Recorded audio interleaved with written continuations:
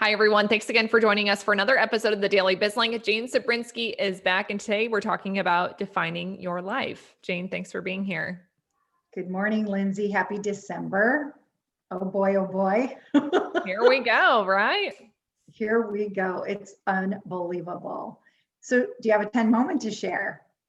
I do. Wow. Today I'm actually speaking on the Employee Experience Summit panel discussion about, the mom life and how we're balancing our personal and professional lives, which I think ties in perfectly to today's conversation because defining what success and significance looks like and what we want life to look like moving into 2021, I think it fits in quite well.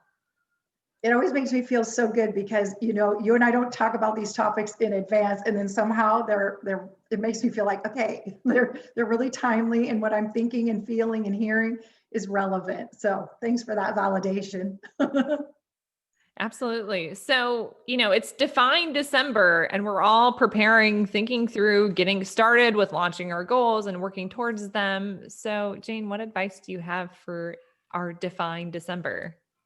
Well, I really wanted to piggyback on the conversation we were having last week about how so many people have been saying, I can't wait for this year to be over. And I still hear that, but we're going to be really disappointed when we turn the page on January 1st, 2021, and there are things that look the same.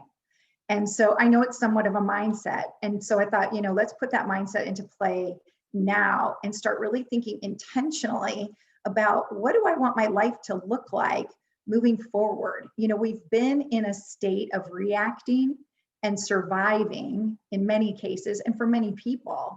And I think, it's time to create and to thrive. And so, the ability to create means taking some time and really statting up your life. We use the STAT system quite a bit to coach and train our clients to live a 10 life. And you don't really know what kind of a life you're living until you really spend some time thinking about it. And so a lot of the conversations have been around like being super intentional with, okay, what have I learned from this year? And what do I want my life literally, like, what do I want my life to look like, feel like, be like in 2021? And looking at all different kinds of components that our lives are made up of.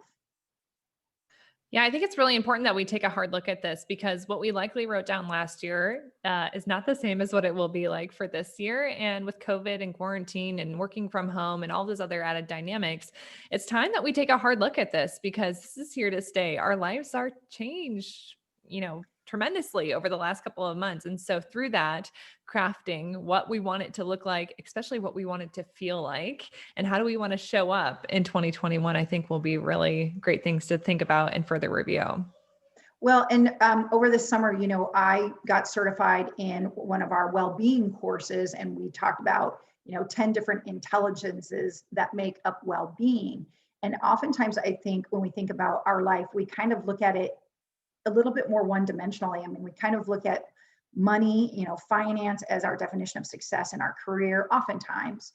And then when we think of family, we might not necessarily think about the different roles we play within a family and how we want that to look like. So what do you want it to look like from a relationship, maybe a spousal or partnership relationship? How do you want it to look like as a member of the family? How do you want the family to be moving forward and thinking in 2021? And so I just want to encourage people to look at it from not just financially, what do you want it to look like? What do you want your day-to-day to look like from a career standpoint? And dare to dream, like think about like, what does my ideal day look like? Because there's so much flexibility now with a lot of the work environments. And of course there's, certain limitations and restrictions, but really looking at like, where do I really want to spend my time and my energy? Where am I at my best? And not only look at that, but look at, where am I playing? How's my health? What do I want my health to be like? What do I want my fitness to be like? What do I want my play, my joy? Think of all the different dimensions and really try to reimagine and recreate your life in a way that isn't so much reactive. Absolutely. Well, and I think a lot of people start thinking, well, I just need to do a complete overhaul. I need to be better in all aspects of my life, which sounds great in theory, but I'm kind of there right now. how realistic is that? So I know. I would really encourage people to think about SMART goals, which I talk about this in business planning with my team members quite a bit. So you want it to be specific, measurable, attainable, relevant, and time bound because you're more likely to actually check those things off the list and to accomplish those goals. So I think that plays into our personal and professional lives. So though we want to think big, let's start small and start moving forward to reaching those goals that we do have in our personal and professional lives. So, Well, and I just want to encourage everybody, like, our personal and professional lives are intertwined now. And let's not forget about the philanthropic side of our lives too, because I'm hearing a lot of people who've been giving more in the last month, which is not uncommon around Thanksgiving and everything. And they're like, God, it felt so good. I want to do more of this. And so incorporating that third dimension. But I would just encourage people to go ahead and, dare to dream, just write it down, right? That sets an intention out there. And also be really curious. What are the things that you really enjoy? What are you passionate about? And if right now you're like, I don't really even know anymore, kind of go back to your childhood a little bit. Think about the things that you lost track of time in, and then start to explore and do some new things. But take some action, be willing to take some risks and have some fun building and creating the life you want. all right. Well, it's Define December, and I think we all have some really good actionable items that we can focus on over the next couple of weeks as we look to set ourselves up for success. We don't have to wait until January 1 to get started. We can start as early No. as today, and I encourage you to start doing that because it's the only thing that will help you in reaching your 10 life that you want to live.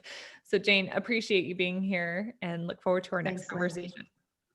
All righty. Have a good one.